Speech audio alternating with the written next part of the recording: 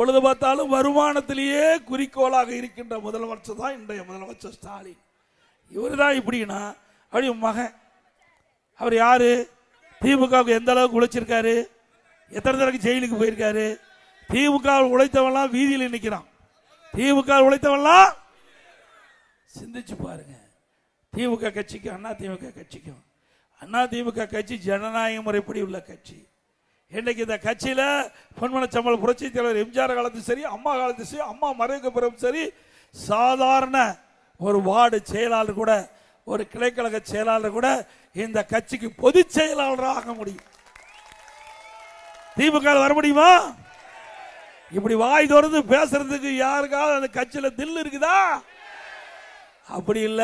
அம்மா தெளிவாக சொன்னாங்க சட்டமன்றத்தில், எனக்கு பின்னாலும் அண்ணா திமுக 100 ஆண்டு காலம் தொடரும். இப்ப அந்த வாய்ப்பை உங்களால எனக்கு கொடுத்திருக்கிறீங்க. எனக்கு பின்னால ரவி வருவாரு, இங்க இருக்கிற யாராவது ஒருத்தர் வருவாங்க. இப்படி வாய் திறந்து ஸ்டாலினால சொல்ல முடியுமா? சொன்னா அடுத்த நிமிஷம் பிடிக்கிட்டு விட்டுருவாங்க. அண்ணா திமுக அப்படி இல்லை. ஒரு குடும்பம் மாதிரி இருக்கின்ற கட்சி அண்ணா திமுக கட்சி.